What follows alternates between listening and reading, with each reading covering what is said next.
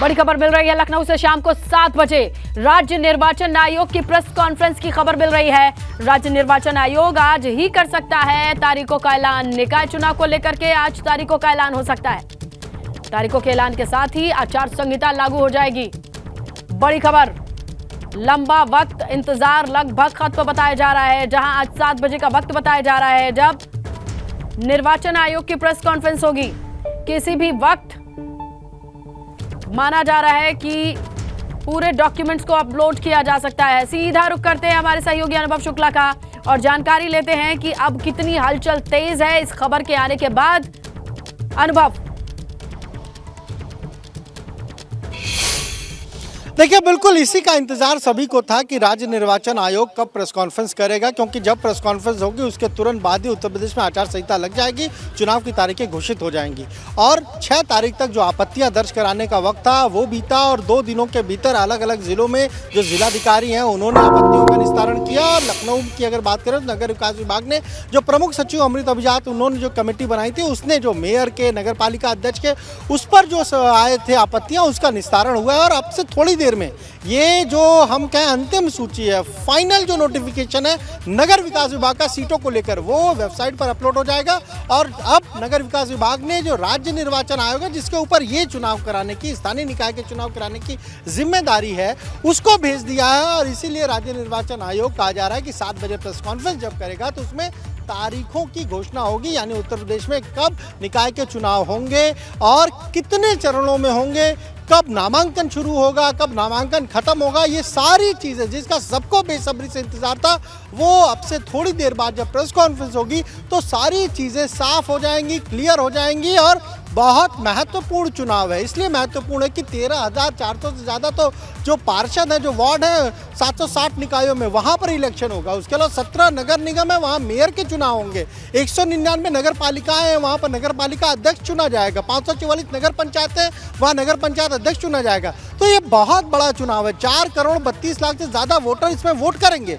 2024 के लोकसभा चुनाव से पहले एक तरीके से सेमीफाइनल है। सभी पार्टियां इसकी तैयारी में जुटी हैं और चाहे बीजेपी हो, समाजवादी पार्टी हो, बसपा हो, कांग्रेस हो, हर पार्टी की कोशिश यही है कि जो 24 के लोकसभा चुनाव होंगे उससे पहले ये निकाय चुनाव को जीता जाए ताकि एक मैसेज दिया जाए। इंतजार सभी इसी का कर रहे थे, क्योंकि आपको याद है दिसंबर में भी जब चुनाव की प्रक्रिया आगे बढ़ रही थी, फिर पूरा मामला हाई कोर्ट चला गया, हाई कोर्ट से फिर सुप्रीम कोर्ट पहुंचा, फिर डेडिकेटेड ओबीसी कमीशन बना, उस कमीशन ने अपनी रिपोर्ट 2 महीने में दी। उसके बाद फिर सरकार सुप्रीम कोर्ट गई, सुप्रीम कोर्ट ने ओके किया कि चुनाव कराए जा सकते हैं। और फिर जो नगर विकास विभाग के मंत्री हैं उन्होंने एक प्रेस कॉन्फ्रेंस करके अंतिम सूची जारी की थी। उसके बाद फिर एक मामला हाई कोर्ट जाता है और हाई कोर्ट ये कहता है कि भाई जो 4 दिन के भीतर आप जो ओबीसी कमीशन की रिपोर्ट है उसको वेबसाइट पर अपलोड करिए। और आज राज्य निर्वाचन आयोग की तरफ से ये कहा जाता है कि 7 बजे प्रेस कॉन्फ्रेंस होगी, जिसका इंतजार सियासी दल कर रहे थे, तमाम सारे ऐसे लोग कर रहे थे जो चुनाव लड़ना चाहते हैं। तो उन सभी लोगों का इंतजार 7 बजे खत्म हो जाएगा। बिल्कुल, और ये 7 बजे इंतजार खत्म होगा, लेकिन लंबा इंतजार करना पड़ा। अनुभव, जिस तरीके से देखा गया है ये मामला लटकता हुआ अटकता हुआ सुप्रीम कोर्ट के बाद ओबीसी आयोग की रिपोर्ट आती है, तब जाकर के आज का दिन। हाँ, बिल्कुल लटकता ही है, वरना अब तक ये चुनाव हो चुके होते और शहरों की सरकार बन चुकी होती। लेकिन आपको याद है दिसंबर में किस तरीके से पूरा मामला हाईकोर्ट चला गया था, और उस समय गया था कि जब अंतिम सूची जारी हो चुकी थी और उसके बाद फिर ये हाईकोर्ट में मामला ले जाया गया। हाईकोर्ट में भी 10 दिनों तक लगभग सुनवाई हुई। फिर हाईकोर्ट ने नए साल में जनवरी में ये कहा कि ठीक है चुनाव कराएं, बट बिना आरक्षण के कराया जाए। और उसे विपक्ष ने एक बड़ा मुद्दा बना लिया था। सरकार को लगातार घेरा जा रहा था कि सरकार ओबीसी के खिलाफ है, ओबीसी के विरोध में है। पर उसको लेकर सरकार ने यह तय किया कि वो डेडिकेटेड ओबीसी कमीशन बनाएंगे। मुख्यमंत्री ने यह कहा कि नहीं, बिना ओबीसी आरक्षण के चुनाव नहीं होंगे। एक डेडिकेटेड ओबीसी कमीशन बना, उस कमीशन ने बहुत तेजी से काम किया, 2 महीने के भीतर पूरी रिपोर्ट दी। फिर सरकार जहां सुप्रीम कोर्ट में सोचिए जहां 11 अप्रैल को सुनवाई होनी थी वहां सरकार पहले गई। सुप्रीम कोर्ट ने यूपी सरकार की बात सुनी और वहां पर कहा कि ठीक है हम पहले सुनवाई कर लेते हैं। पूरी रिपोर्ट वहां पर जमा की और फिर उसके बाद सुप्रीम कोर्ट ने कहा कि ठीक है आप चुनाव कराइए। उसके बाद सारी प्रक्रिया शुरू हुई और अब राज्य निर्वाचन आयोग को नगर विकास विभाग ने सभी 760 निकायों में जो भी आपत्तियां आई थी उनका निस्तारण करने के बाद जो फाइनल नोटिफिकेशन है वो भेज दिया है। और उसको मिलने के बाद ही अब ये राज्य निर्वाचन आयोग ये प्रेस कॉन्फ्रेंस करने जा रहा है। बिल्कुल अनुभव, देखिए जैसे जैसे सियासी तापमान तो सर्दी के मौसम में भी उत्तर प्रदेश जैसे सूबे में बढ़ ही जाता है जब कभी भी चुनाव की बात आती है। प्रत्याशी कितने लंबे वक्त से तैयारी में जुटे रहते हैं, लेकिन अब जब तारीखों का ऐलान होगा वाकई गर्मी रहेगी, मौसम गर्म रहने वाला है, इसी में दौड़ भाग करनी होगी। माना जाए कि तारीख थोड़ी नजदीक ही रह सकती है, अप्रैल मिड हो सकती है।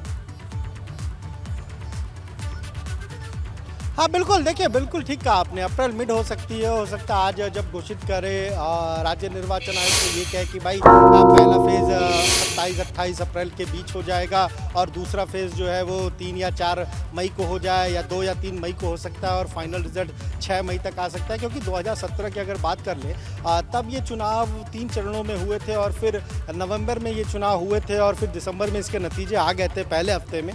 तो इसी तरीके से कुछ इस बार भी होगा, पर इतना ज़रूर है कि हमने जिससे भी बात की, चाहे राज्य निर्वाचन आयोग के लोग हों या फिर जो लोग पहले रहे हैं, जो निर्वाचन आयोग में रहे, जो बहुत अच्छी तरीके से जानते हैं पूरे चुनाव प्रक्रिया को, उनका साफ तौर पर कहना है कि कम से कम 30 दिन 1 महीना तो लगता ही है इस पूरे चुनाव को कंडक्ट कराने में, ये पूरी प्रक्रिया है। तो आज अगर हम कहें कि 9 अप्रैल है और आज अगर घोषित होता है तो ये मानकर चलिए कि 9 और 10 मई तक चुनाव जो है वो संपन्न हो सकते हैं उत्तर प्रदेश। यानी गर्मी में खूब पसीना बहाना पड़ेगा तमाम प्रत्याशियों को, अनुभव माना जाए, क्योंकि अब देखिए गर्मी शुरू हो चुकी है, गर्मी का ट्रेलर खत्म हो गया है, वाकई गर्मी आने वाली है।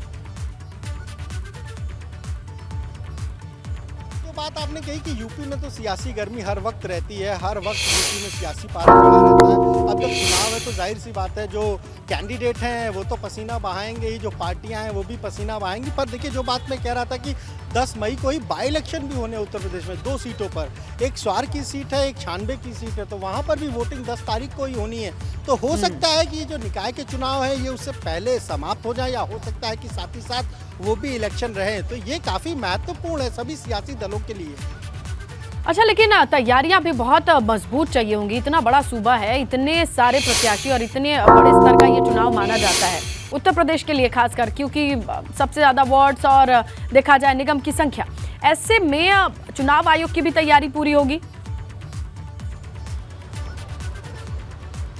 देखिए चुनाव आयोग की जो तैयारी है वो तो लगभग पूरी है, क्योंकि आपने देखा सबसे पहले उन्होंने जो गृह विभाग के अफसर थे उनके साथ बैठक की, उसमें खुद प्रमुख सचिव गृह संजय प्रसाद गए थे, तमाम पुलिस के अफसर गए थे, नगर विकास विभाग के लोग गए थे। वहाँ पर सारी टेंटेटिव तारीखों पर चर्चा हो गई थी। जो मनोज कुमार है, जो आयुक्त हैं राज्य निर्वाचन आयोग के, उन्होंने सारी टेंटेटिव तारीखों पर चर्चा की थी कि भाई हम इस तारीख पे अगर चुनाव कराएं तो क्या पुलिस का डिप्लॉयमेंट हो पाएगा, पुलिस फोर्स मिल पाएगी, चुनाव शांतिपूर्वक ढंग से हो पाएंगे।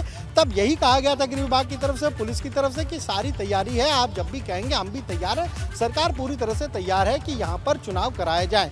तो इसीलिए राज्य निर्वाचन आयोग की भी सारी तैयारियाँ हो चुकी हैं, उनको भी पता है। देखिए सबसे महत्वपूर्ण क्या है, महत्वपूर्ण यह है कि जो 17 नगर निगम है वहाँ पर और जो पार्षद हैं इन 17 नगर निगमों में, वहाँ सारी वोटिंग बैलेट से होगी, यानी बैलेट वहाँ पर सारी ईवीएम से वोटिंग होगी। और जो बाकी पद है, जैसे नगर पालिका का जो अध्यक्ष है, वहाँ के जो सदस्य हैं, नगर पंचायत के जो अध्यक्ष होंगे, वहाँ के जो सदस्य होंगे, वो सारी वोटिंग बैलेट पेपर यानी मतपत्रों पर होगी।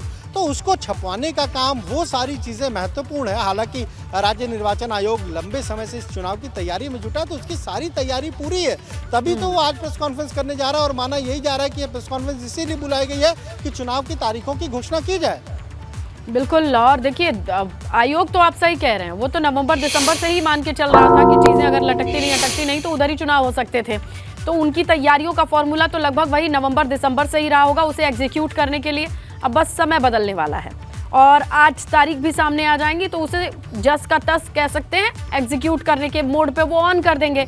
लेकिन अब देखिए फॉर्मूला बदला है, फॉर्मूला बदल गया है आरक्षण का, कैंडिडेट्स को लेकर के, खासकर निगम को लेकर के जिस तरीके की रणनीति रही होगी, सबसे ज्यादा कौन सी पार्टी को प्रभाव पड़ा होगा अनुभव, आपके अनुभव से? देखिए अगर बात करें निकाय चुनाव की बात करें तो अगर यूपी का आप इतिहास को देखें तो इस निकाय चुनाव में बीजेपी ने हमेशा बेहतर किया है, समाजवादी पार्टी से, बीएसपी से, कांग्रेस से हमेशा बेहतर किया है। नगर निगमों में तो अगर हमने देखा 2012 देखा, 2017 देखा, बीजेपी का ही कब्जा रहा नगर निगमों में। मेयर की जो सीट रही वहाँ पर देखा, नगर पालिकाओं में देखा, नगर पंचायत में इस सिंबल पर नहीं लड़ाते थे बहुत जगहों पर इस बार बीजेपी ने यह तय किया कि हम नगर पंचायत में भी अध्यक्ष और जो सदस्य हैं वहाँ पर भी अपने सिंबल पर लड़ाएंगे। तो बीजेपी चूंकि देखिए केंद्र में है, उत्तर प्रदेश में है, डबल इंजन की सरकार है। बीजेपी के किसी लीडर से आप बात करिए, वो कहता है नहीं हम तो अब ट्रिपल इंजन की सरकार देंगे, यानी शहरों में भी हमारी सरकार होगी। तो बीजेपी के लिए बहुत महत्वपूर्ण है ये इलेक्शन। 2024 के पहले, 2024 में मिशन 80 का लक्ष्य है, उससे पहले अगर यहाँ पर कहीं कोई गड़बड़ हो जाएगी तो एक मैसेज ठीक नहीं जाएगा। समाजवादी पार्टी की बात कर लें तो वो भी कहीं ना कहीं 2022 में उसे जो सफलता मिली, जितने वोट मिले, वोट प्रतिशत रहा, कोशिश समाजवादी पार्टी की यही होगी कि लोकसभा चुनाव से पहले इस चुनाव में अच्छा परफॉर्म किया जाए और ये भी देखा जाए कि कहां कहां किन शहरों में उन्हें किस तरीके से जनता का समर्थन प्राप्त है। तो समाजवादी पार्टी भी पूरी तैयारी के साथ लगी हुई है। ऑब्जर्वर तो उन्होंने 2 महीना पहले ही घोषित कर दिए थे। अब ऑब्जर्वर को कहा है कि आप सभी जगहों पर हर नगर निगम में 3-3 जो मेयर के कैंडिडेट हो, जो सबसे ज़्यादा प्रेफरेंस में हो, उनके नाम भेजिए, एक पैनल भेजिए। तो सपा की भी अपनी तैयारी है। बसपा के हमने पहले भी कहा कि दिसंबर से ही तैयारी चल रही है उनकी। तो उनके तमाम जगहों पर जो कैंडिडेट है वो घोषित लगभग हो चुके हैं। उनको कहा जा चुका है कि आप ही को चुनाव लड़ना है। हाँ, थोड़ा बहुत आरक्षण में अगर फेरबदल होगा तो उसके हिसाब से वो बदलाव कर लेंगे, पर उनकी भी अपनी तैयारी है। कांग्रेस भी कह रही है कि इस बार निकाय चुनाव में हम पूरा बूथ स्तर तक जाएंगे और हर जगह हम कोशिश करेंगे कि चुनाव जीते। तो हर सियासी दल को खुद को टेस्ट करने के लिए 24 से पहले ये जो निकाय चुनाव है बहुत अहम है। बिल्कुल, इसे लिटमस टेस्ट कहा जा सकता है। हकीकत में 24 से पहले हर एक पार्टी जान जाएगी कि उसके पार्टी के जनता के बीच में उसका जनाधार कितना है। किस पार्टी को मजबूत देखा जाए? बीजेपी को जिस तरीके से देखा जाए रिकॉर्ड वाइज आगे ही पाया गया है। इस बार भी उनका मनोबल बड़ा ही दिखाई दे रहा है।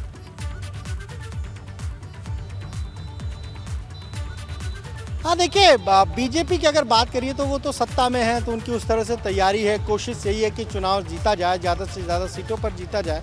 पर कह नहीं सकते कि कोई भी दल जो है वो कम किसी से है, क्योंकि हर दल यही तैयारी कर रहा है कि इस चुनाव में ज़्यादा से ज़्यादा सीटें जीती जाए। अब ये सबसे महत्वपूर्ण होगा जब इसके नतीजे आएंगे, तब ये पता चलेगा कि हाँ भाई जी किसको पसंद किया, शहरों में किस पार्टी को लोगों ने पसंद किया, किसकी तरफ लोगों का झुकाव है, किस पार्टी की तरफ। और जब मानिए कि 8 महीना 10 महीना लोकसभा के चुनाव बचे हों या 11 महीना बचे हों, उसके पहले अगर कोई बड़ा चुनाव होता है तो एक तरीके से पूरा रिफ्लेक्शन तो आता ही है कि हाँ अच्छा इस तरह का वोटर का मूड है, वो इस तरह से चाह रहा है या इस पार्टी के पक्ष में जा रहा है। बीजेपी चूंकि सत्ता में है तो उसके लिए बहुत प्रतिष्ठा वाला ये चुनाव है, उसके लिए तो ये कोशिश है कि 17 के 17 नगर निगम जीते। अब समाजवादी पार्टी की कोशिश ये है कि 17 में तो वो एक भी नगर निगम नहीं जीत पाए थे, उनका कोई मेयर नहीं था।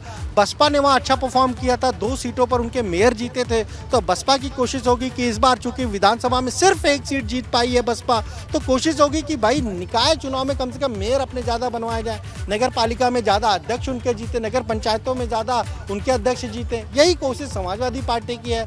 कांग्रेस के लिए भी बहुत महत्वपूर्ण है, क्योंकि विधानसभा में जो मेरे पीछे है वहाँ केवल 2 ही सदस्य हैं, कांग्रेस के भी केवल 2 ही सदस्य हैं। तो उसकी भी तो कोशिश यही होगी कि भाई इस निकाय चुनाव के जरिए हम कहीं ना कहीं ये दिखाएं कि हमारा भी वोटर बड़ा है, हमारी भी पसंद, हमें भी जनता पसंद कर रही है। इसीलिए हर एक दल अपनी तैयारी में जुटा है। लेकिन आज अगर चुनाव की तारीख जब घोषित हो जाएगी उसके बाद सभी दलों में देखिए फिर भीड़ बढ़ेगी, लोगों की दौड़ बढ़ेगी, कार्यकर्ता आएंगे, टिकटार्थी आएंगे और अब लखनऊ जो हम कह रहे हैं यहाँ पर बहुत हलचल बढ़ने वाली है। बिल्कुल। और देखिए अगर बसपा की बात कर लेते हैं तो 2017 में उनका रिकॉर्ड अच्छा था, लेकिन उसके बाद से जितने चुनाव हुए उसका रिकॉर्ड जो ताज़ा रिकॉर्ड कहा जाए वो अच्छा नहीं है। ऐसे में क्या जनता, खासकर जिस एक खास वोट बैंक के लिए सभी पार्टियां लगी हुई हैं, उनके बीच में ये संदेश रहेगा कि फिर से 17 की वाले थॉट के साथ जाएं या फिर कुछ बदलाव चाहते हैं? कुछ बयार है किसी की? देखिए बयार की तो बात क्या कहा जाए, अभी तो खैर हमने हालांकि ज़रूर जब अभी कुछ समय पहले वो एमएलसी के चुनाव हुए थे उसमें हमने देखा कि कैसे बीजेपी ने वहाँ पर सीटें जीती और वहाँ झांसी की सीट तो पहली बार उस सीट पर वो जीती जहाँ पर उसने लड़ाया, शिक्षक एमएलसी चुनाव लड़ाया तो वो सीट उसने जीती। तो बीजेपी तो हर एक इलेक्शन के लिए कहती है कि हम पूरी तरह से तैयार हैं और हर एक इलेक्शन में वो पूरी ताकत के साथ जाते हैं। आप इसे निकाय चुनाव को उठाकर देख लीजिए, प्रभावी मतदाता सम्मेलन हो रहे हैं 17 नगर निगमों में, 68 प्रभावी मतदाता सम्मेलन, सरकार के मंत्री, केंद्र सरकार के मंत्री, हर एक मंत्री जो है वो जा रहे हैं वहाँ सम्मेलन कर रहे हैं, बैठकें कर रहे हैं। तो बीजेपी लगातार 24/7 जो है वो कहीं ना कहीं इसी तरीके से, चाहे हम कहें कि कार्यक्रम हो, अभियान हो, सम्मेलन हो, इसके जरिए कोशिश करती है कि पहुंचा जाए लोगों तक। और अगर समाजवादी पार्टी की बात करें तो पिछले कुछ दिनों से हमें बहुत तेजी नजर आ रही है। जिस तरीके से पहले लोकसभा के प्रभारी घोषित किए, फिर जिले की जो अध्यक्ष है, महानगरों के अध्यक्ष हैं, उनको घोषित कर दिया है समाजवादी पार्टी ने, तो लगातार उनकी भी कोशिश है। और निकाय चुनाव के लिए तो ऑब्जर्वर उन्होंने तकरीबन 3 महीना पहले घोषित और सबसे बड़ी बात यह है ना कि अनुभव समाजवादी पार्टी की रणनीति में थोड़ा बदलाव दिखाई दे रहा है। अभी तक जिस तरीके से चुनाव लड़ते थे उससे इतर कुछ और रणनीति के साथ वो काम करते नजर आ रहे हैं। कभी भी चुनाव का ऐलान हो सकता है। 7 बजे प्रेस कॉन्फ्रेंस की खबर मिल रही है। ऐसे में तमाम दलों के जो प्रत्याशी हैं उनके दिलों की धड़कन बढ़ी हुई है। उन्हें कभी भी वो तारीख सुनाई पड़ सकती है जब चुनाव होने हैं। सीधा रुख करते हैं हमारे सहयोगी अनुभव का। और शहर की सरकार बनाने की प्रक्रिया की तारीख बहुत नजदीक है, ऐसे में कभी भी ऐलान हो सकते हैं। तो उस वेबसाइट पर भी नजर होगी अनुभव जहां पर ये इंफॉर्मेशन अपलोड होनी है। देखिए बिल्कुल, हमने तो उस वेबसाइट को भी चेक किया है और अभी चेक किया है, लेकिन अभी फिलहाल हमें वो नई लिस्ट तो नहीं दिखी है, वो अपडेट लिस्ट नहीं दिखी है। हाँ, 30 तारीख की जो अंतिम सूची है हमें वही नज़र आई है और वो सभी निकायों की है। लेकिन अभी जो लेटेस्ट क्या बदलाव हुए हैं निस्तारण के बाद, किस तरीके से चेंजेस हुए हैं, क्या जो 17 मेयर की सीटें रिजर्व थी उसमें कोई बदलाव हुआ है, 199 जो नगर पालिका अध्यक्षों के लिए लिस्ट जारी हुई थी आरक्षण की, क्या उसमें कोई बदलाव हुआ है, 544 जो नगर पंचायत अध्यक्षों के लिए हुआ, क्या उसमें कोई बदलाव हुआ है। तो अभी फिलहाल उस लिस्ट का ज़रूर इंतजार है और चूंकि नगर विकास विभाग ने वो लिस्ट ज़रूर राज्य निर्वाचन आयोग को भेज दी होगी, वो लिस्ट मिलने के बाद, उसकी स्टडी करने के बाद ही राज्य निर्वाचन आयोग ये प्रेस कॉन्फ्रेंस करने जा रहा होगा। लेकिन अभी फिलहाल वो वेबसाइट पर नहीं पड़ी है। हो सकता है कि थोड़ी देर में पड़ जाए, हो सकता है 7 बजे से थोड़ा पहले जो है वो लिस्ट सारी पड़ जाए, पर उसका इंतज़ार भी है लोगों को। लोग ये देखने को उत्सुक है कि भाई उनके यहाँ जो है वो कहीं ऐसा तो नहीं कि रिजर्वेशन बदल गया, जो निस्तारण में उन्होंने कहा था, आपत्ति दर्ज कराई थी, उसका क्या हुआ, उस लिस्ट का भी इंतज़ार है। पर हो सकता है कि थोड़ी देर में अभी नगर विकास विभाग उसको ज़रूर अपडेट करेगा, उसे ज़रूर अपलोड करेगा। देखिए इसमें एक महत्वपूर्ण बात जरूर कहेंगे, नगर विकास विभाग ने जिस तरीके से 4-5 दिनों से लगातार काम हो रहा है, जिस तरीके से हर एक चीज़ को देखा जा रहा है, खुद नगर विकास विभाग के जो प्रमुख सचिव हैं अमृत अभिजात, लगातार वो अपने दफ्तर में रहे, छुट्टी के दिन भी लगातार नगर विकास विभाग के लोग आए और इसी तरह जो आपत्तियां थी, क्योंकि तकरीबन 1000 के आसपास आपत्तियां आई थी, उनका निस्तारण करना। देखिए कई बार तो विधिक राय लेनी पड़ी, कुछ जगहों के लिए तो जो हम कहें जो एडवाइज़र हैं उनके विभाग के, उनसे एडवाइस लेनी पड़ी कि भाई ये आपत्ति आई है, इसको क्या किया जाए। तो बड़ा लंबा वक्त लगा, उन्होंने भी पूरा समय दिया और उसके बाद ही ये पूरी फाइनल लिस्ट जो है वो बनाई होगी और उसके बाद ही उसे राज्य निर्वाचन आयोग को भेजा होगा। और अब बारी है कि उस लिस्ट को अपलोड किया जाए, सार्वजनिक किया जाए, जिसका इंतजार काफी लंबा हो चला है।